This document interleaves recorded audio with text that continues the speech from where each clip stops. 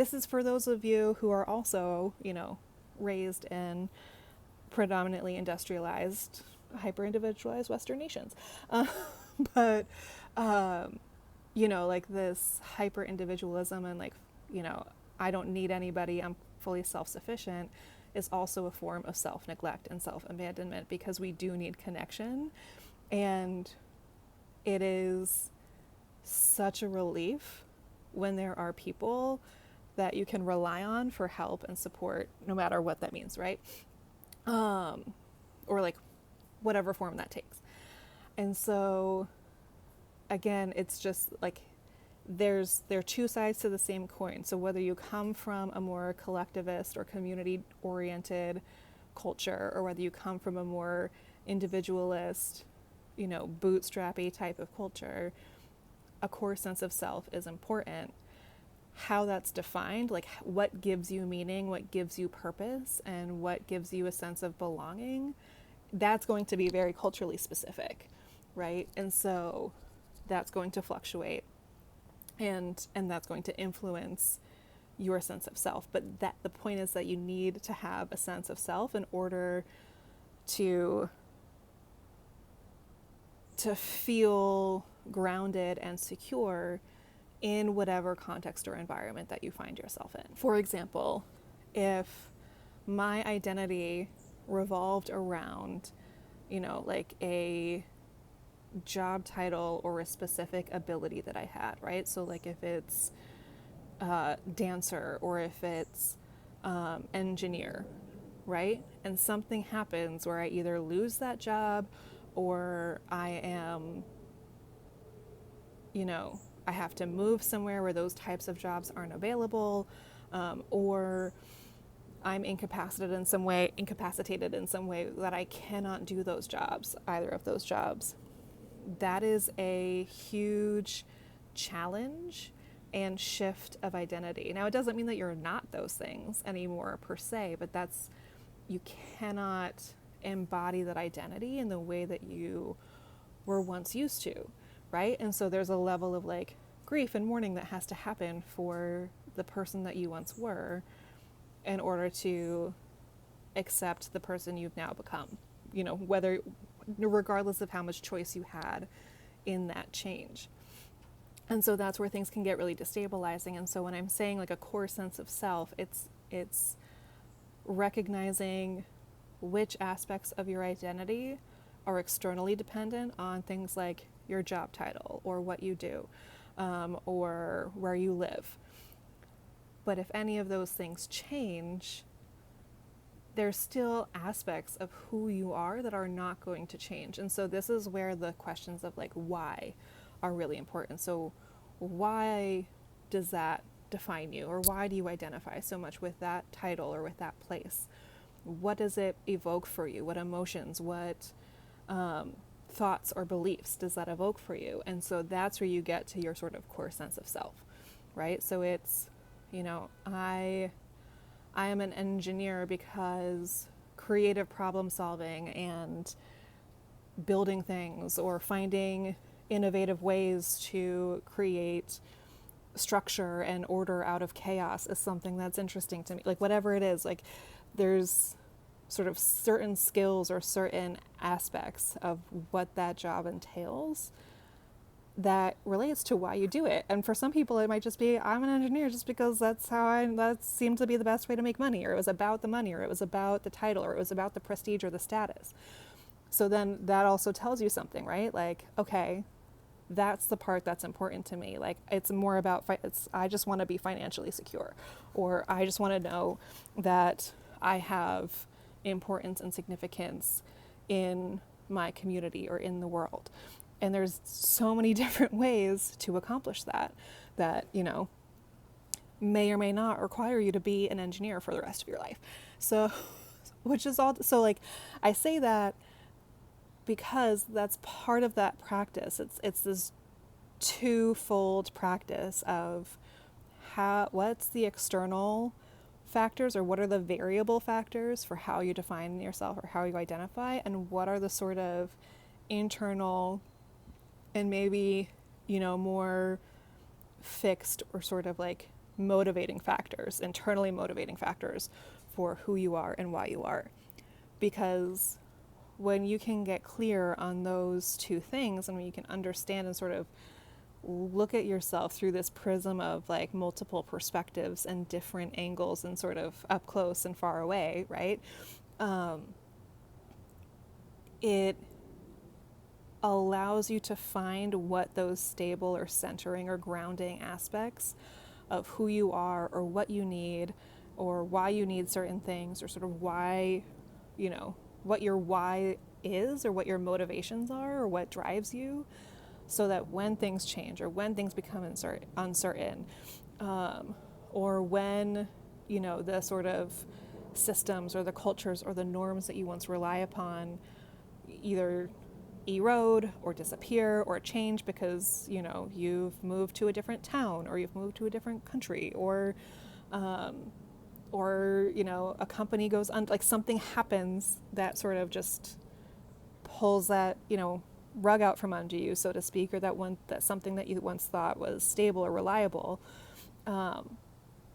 it's still going to be disorienting, but you have a way, you have the skills and you have the awareness to ground yourself regardless of that, right? And so, and I feel like this is something that is universal, like there's like that phenomenon or that need is what's universal. Again, how that gets defined and what matters or what's prioritized in terms of, what meaning means or what purpose means or what belonging looks like, that's going to be very culturally relative. And even in cultures that are more collectively driven, like I just think of, the high suicide rates in like Japan and Korea, for example, and people tie that to different things, like the sort of really intensive and like highly competitive work culture, and there are different factors or reasons that go into that. But again, like because that's so ingrained or so normalized within the culture, it's that sense of identity and that sense of like what honor means or what it means to be dishonorable or what that looks like or how you belong and what's shameful or what's non-shameful influences how people identify or that sense of belonging and connection. And so anytime that gets threatened, it increases the risk of self-harm or depression or insecurity and or suicidal ideation, things like that, because it's an ego threat, right? It's a threat to your existence. It's a threat to something that is so core to our sense of survival, which is connection, belonging, and identity.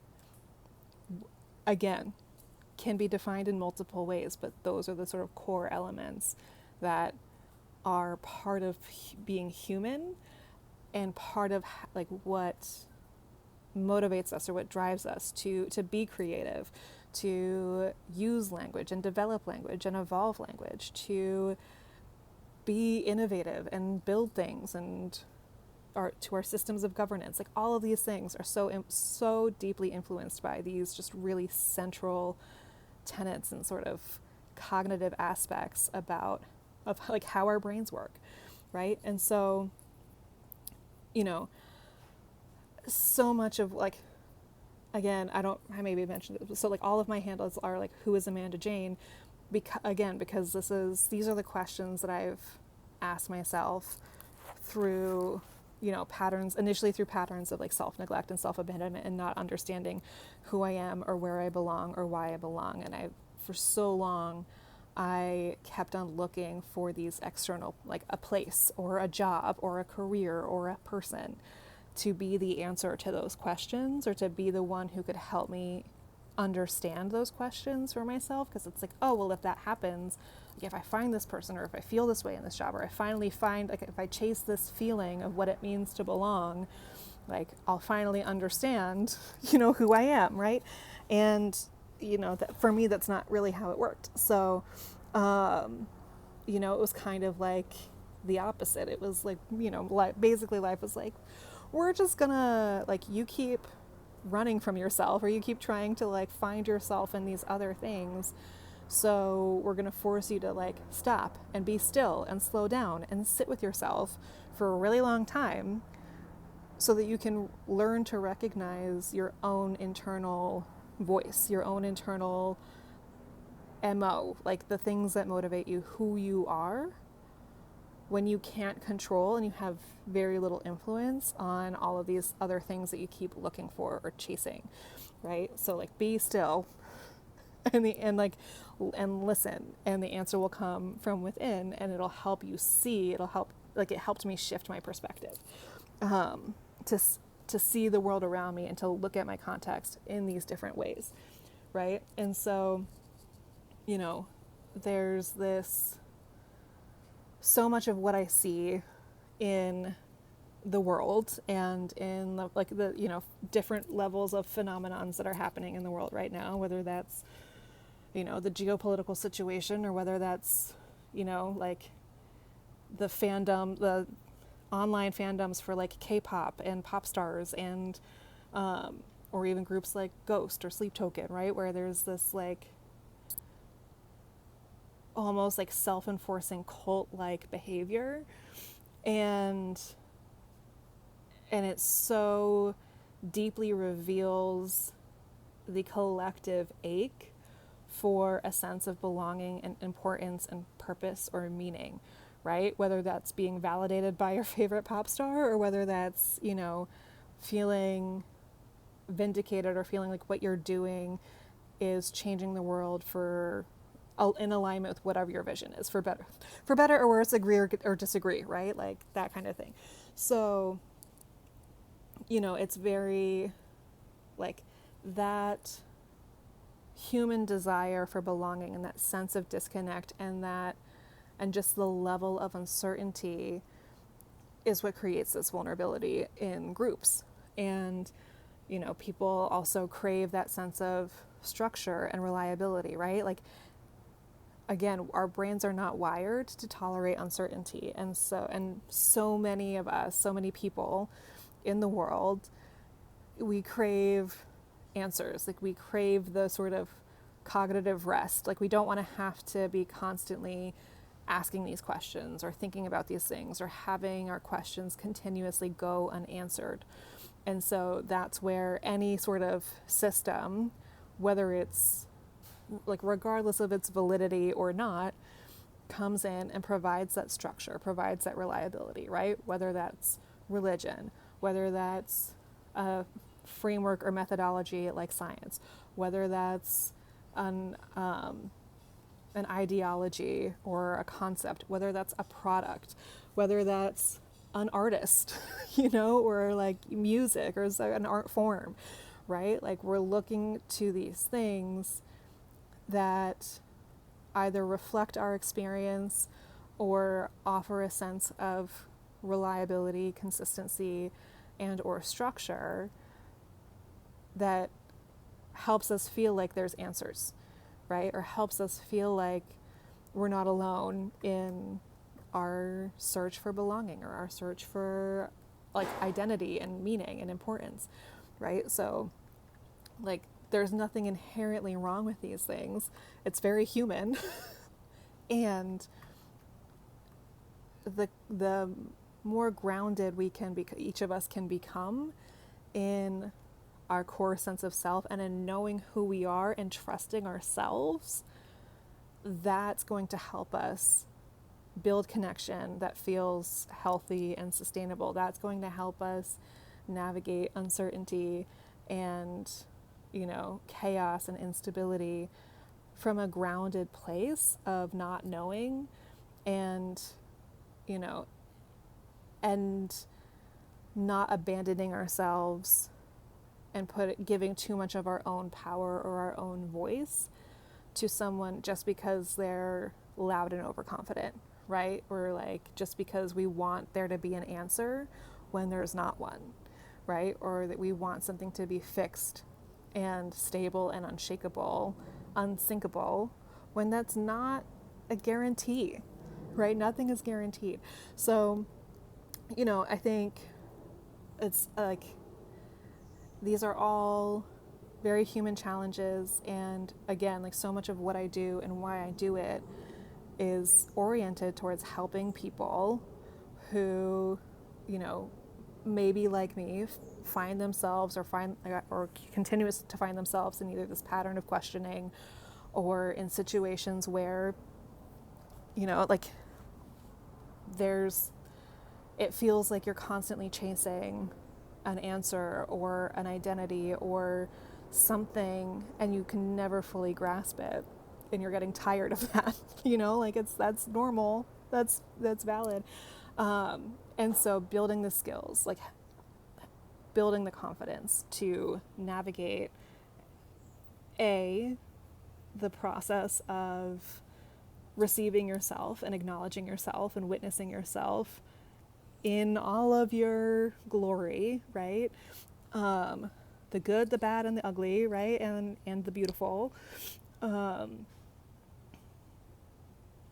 without as much fear, right? Or without as much of like you're gonna feel things. It's not always easy, but recognizing that there's something to be gained that you can carry with you throughout your life that is going to help you no matter what you face, no matter what trials you face, no matter what successes you face, no matter what mundane, boring ass shit you face. Like it's gonna be, you're gonna know what to do because you know how to trust yourself. You know what you need and how to honor your needs, and you know the importance of what that looks like, or you're able to see and understand what that means in the context of your life, in relationship to other people, because we cannot exist in a vacuum as individuals. We just can't. And so recognizing those things and recognizing that there's importance and value in that. And so whether you start with yourself or whether you start internally or you start externally, both are valid. The point is that you don't neglect one for the other, right? There's a balance. There has to be a balance. Always a balance. So anyway, that's where I wanted to land the plane. Hopefully I did it. Hopefully you followed me. And yeah, and so you can check out my website. I've got some I have a free scavenger hunt. I also have like a PDF guided quest that helps you sort of kickstart this journey and build your own map, because you are the co-creator. Like you are the one, you're the only one who can answer some of these questions. You are the only one who can see the world through your eyes, with your experiences, with the way you process information, with the way you create, with your voice, with how you express yourself. And we need that, right? We are, therefore you are, right? I am because you are. We cannot exist without each other.